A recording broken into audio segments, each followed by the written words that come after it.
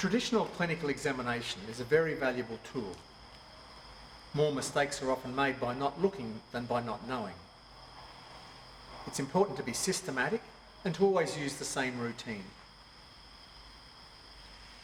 The clinical examination begins with the distant examination, inspection from a distance.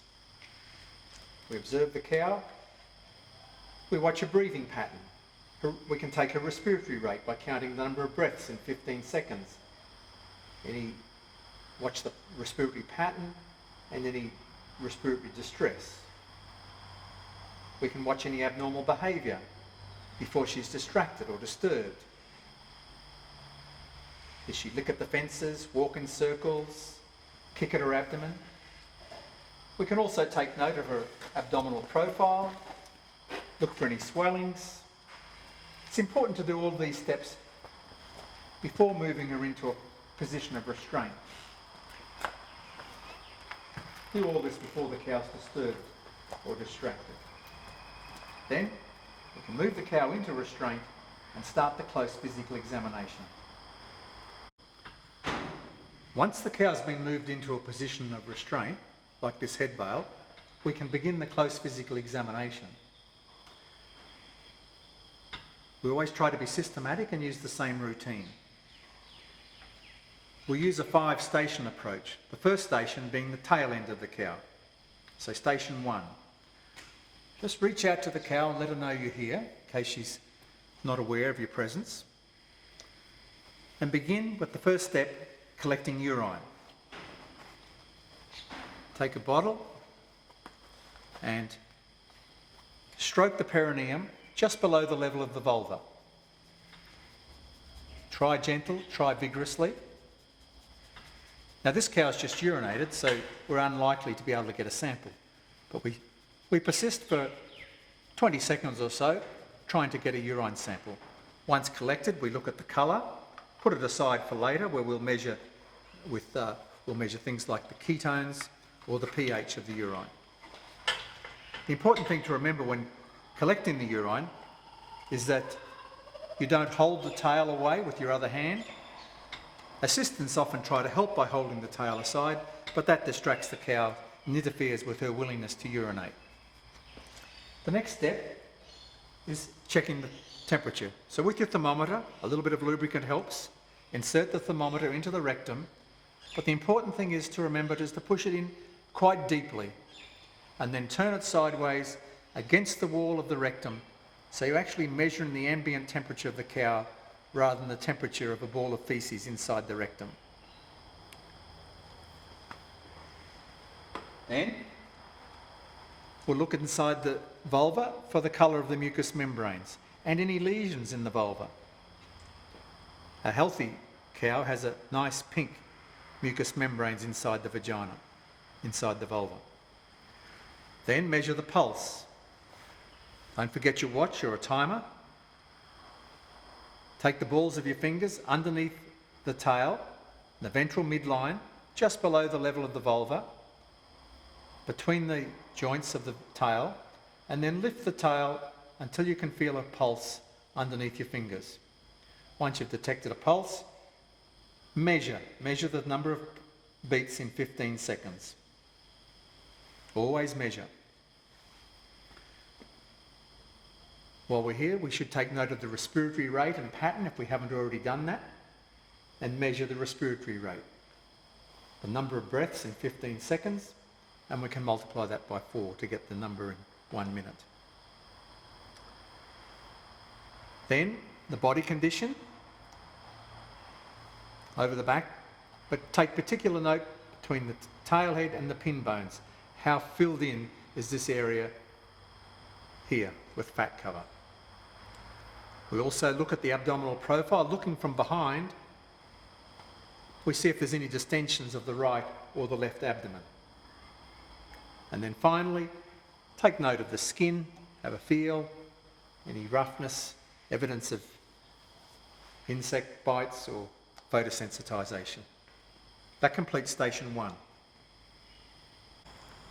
We now move to station 2, the left side of the cow. We'll begin by examining the superficial lymph nodes, the prefemoral lymph node, just in front of the femur, below the tubercocci, underneath the skin. Roll the lymph node underneath your fingers. And the prescapular lymph nodes in front of the shoulder. Push in deep in front of the shoulder blade and run your fingers forward and let the prescapular lymph node roll underneath your fingers. Examine the left jugular vein. Normally it would be collapsed. Sometimes you'll see a pulse extending about halfway up the neck. In pathology, the jugular vein will be engorged, indicating some problems with the right side return of blood to the heart. We then move on to the auscultation of the heart. First, let the cow know that you're going to examine deep down here so she doesn't get a fright. Take the stethoscope head between your fingers and push the stethoscope head deep into the axilla between the elbow and the shoulder. Listen for the intensity of the sounds, the rhythm of the sounds, and for any abnormal sounds, and measure the rate. Count for 15 seconds, then multiply by 4 to get the heart rate in 1 minute. Always measure. Then, auscultate the lungs. In the lungs, we listen over a triangular field outlined by a straight line from the point of the elbow to the withers, just below the vertebrae, back to the second last rib, and then a straight line over the rib cage. Listen in a 3-2-1 pattern, 3 times dorsally.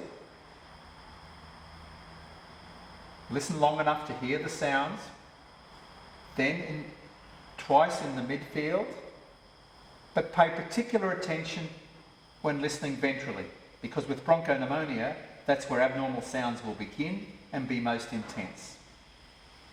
Listen for wheezes or crackles or absence of sounds.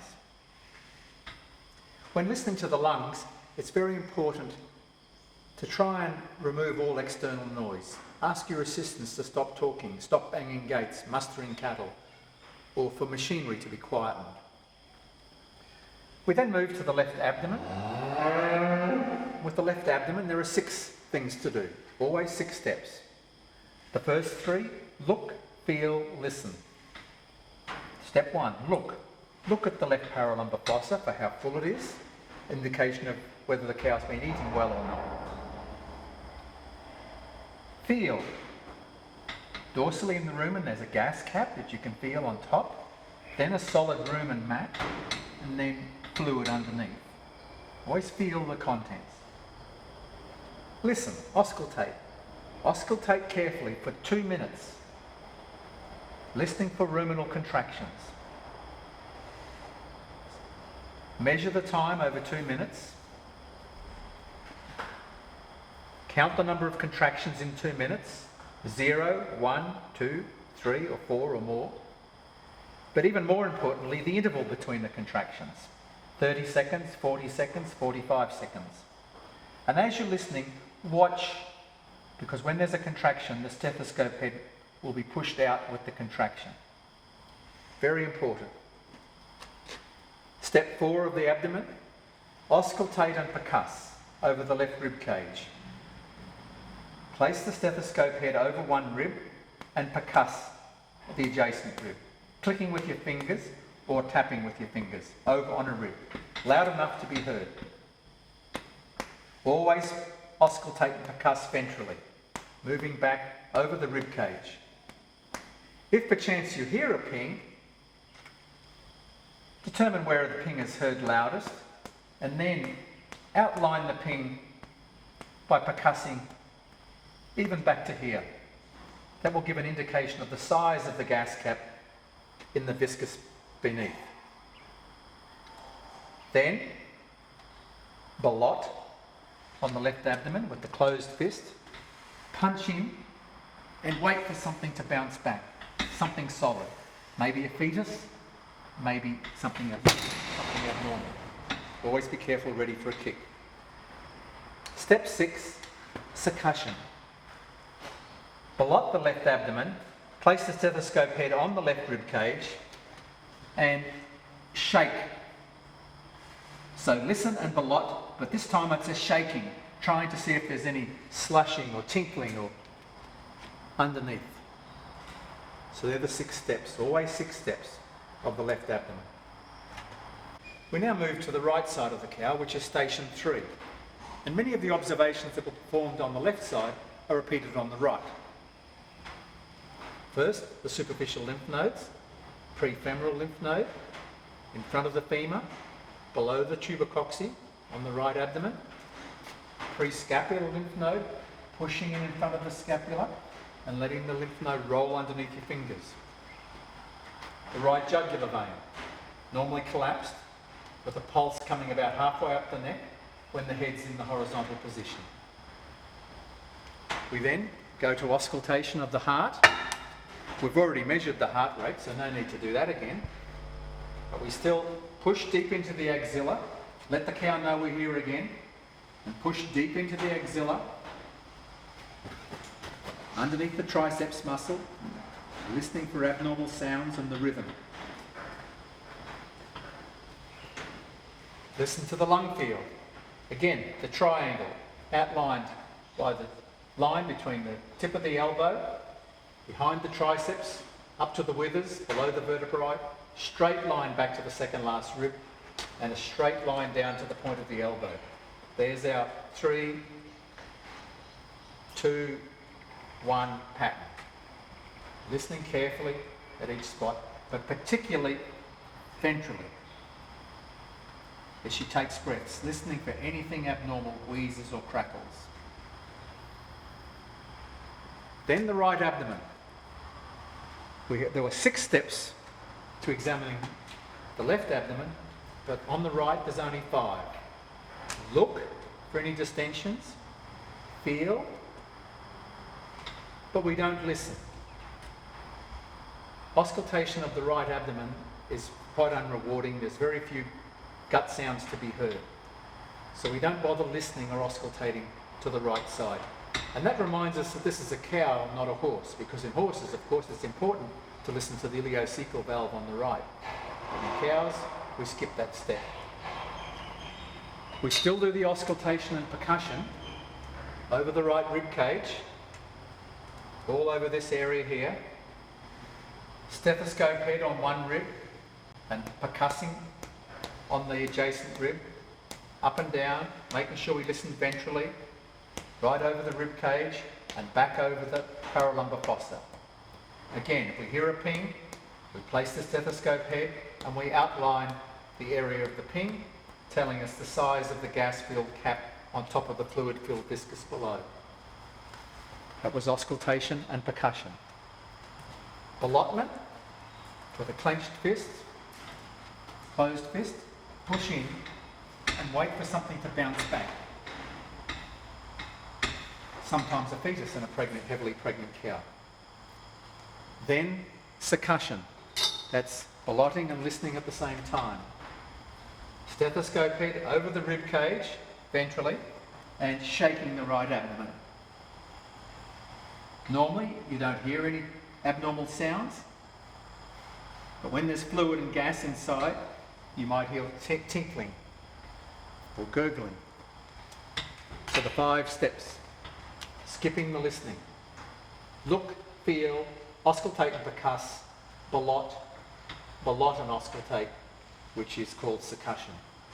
But there is one final step on the right side, and that is to feel in behind the right rib cage to see if you can feel anything hard that would be the liver. Now normally you won't feel anything, as in this case, but when the liver's enlarged, you can feel it protruding behind the right rib. The last rib. And that's the right-hand side of the cow. Station 4, examination of the head and neck. We look for any swellings in the neck region, particularly in the brisket area, or submandibular swelling, underneath the jaws here. Have a look at the skin of the neck, the jugular pulse again, but the skin of the neck, and check for dehydration by tenting the skin, taking a pinch of skin and turning at right angles and watching how quickly it returns to normal.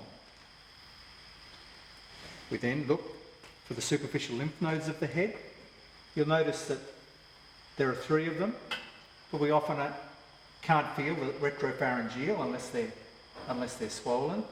We also usually can't feel the parotid lymph nodes just below the ear here unless they're swollen, but we usually can feel the submandibular lymph nodes underneath the jaws here. We then check the ears for any abnormalities. Are they drooping? Are there any discharges? We check the symmetry of the head. No differences between left and right. Can the cow see? What's the menace reflex like? Does she blink? And then we want to examine the conjunctiva. So maybe for this cow it would be easier to tie her head up just a little, make it a little easier for us. Pull the head up tight, tie it with a quick release knot, and come back to the eyes. And we want to examine the conjunctiva of the eyes. So the technique for that, if she'll cooperate, is to pull down with one hand the bottom eyelid, place your thumb on the top eyelid towards the margin, take the upper eyelid over the middle of the eye, and then press into the head. Or we could do it with our fingers. Press in. Look for any discharges. This cow's got some lesions around the medial campus of the eye. They're most likely caused by Stephanofilaria spread by buffalo fly. No abnormalities in the symmetry of the head. Then the nose, the nares. Any lesions inside? Have a good look. Is there any discharges? Or even place your finger right up and have a feel. Then to examine the mouth. Stand on one side of the cow and place your fingers inside the mouth on the opposite side where there are no teeth, and you can open the jaw. You can pull the bottom lid down, the bottom lip down, and look at the colour of the gums. Look for any hemorrhages, erosions, vesicles. Have a look at the incisors and count how many permanent incisors there are. This cow's got 8 permanent incisors, telling us that she's a mature cow.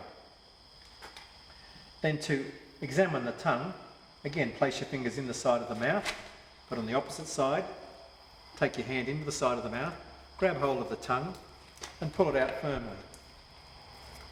Again, have a good look at the hard palate, the tongue for any lesions, whether there's any softness or hardness to the tongue. And you can even place your hand right inside the mouth and feel the back of the tongue. But remember, when you do that, always keep your fingers vertical, away on the inside of the molars. Never place them between the molars. And that completes station 4, examination of the head and neck. The final station in the close physical examination is the tail end revisited. Again, just let the cow know that you're there by reaching out in case she's not expecting you. Then you can move closer. The first part is examining the udder. Have a good look at the udder for symmetry and shape, abnormal swellings. Look at the teats for any lesions. And then in dairy cows, it's usually possible to reach down and palpate the udder. Again, that's the best way to feel any abnormalities. You can palpate at times the supramammary lymph nodes, particularly when there's an infection in the udder. Of course, with a beef cow, you might have to take more care. You might have to use a tail jack by having an assistant push on the tail firmly like that as you reach down and examine the udder. Then we examine the vagina. There are 2 ways to do that. First, with a gloved hand. Secondly, with a metricheck. If water's available, which it often is in a dairy, we can wash the vulva clean with water. And then apply some lubricant, lift the tail carefully and lubricate the vulva, and then push into the vagina. But remembering, cows won't always enjoy that, so be careful. Push in, feel the cervix, and then withdraw some discharges and have a look at the colour of the discharges This cow's got very clear discharges. She's calved about 3 weeks. No evidence of infection. We're looking for blood, pus, smell. Another way of examining the vagina is to use a metry check. Take the tail firmly in your left hand, insert the metry check, 45 degrees angles, and then horizontal and push in. Don't delay. It's the early part of pushing that in the cow doesn't like. Scrape a few times along the floor of the vagina, and again, carefully remove and watch for discharges. Again, looking at the colour, mucus, blood, pus. Then we move to the rectal examination. Lubricate the hand, push in, and we're going to feel down. We're going to feel the cervix, the uterine horns, the ovaries. Feel the rumen, the consistency of the rumen. We've noted it as we were feeling through the left abdominal wall, where we can have a good feel of the rumen contents with our left hand once in the rectum. Also the left kidney. We can feel the left kidney. And then to the right, the bladder maybe, if it's distended, and any swellings or distensions of intestines, any adhesions.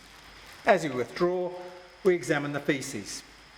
We look at the colour, the smell, any evidence of blood, how digested the material is, the length of the fibre, dry or wet or soft.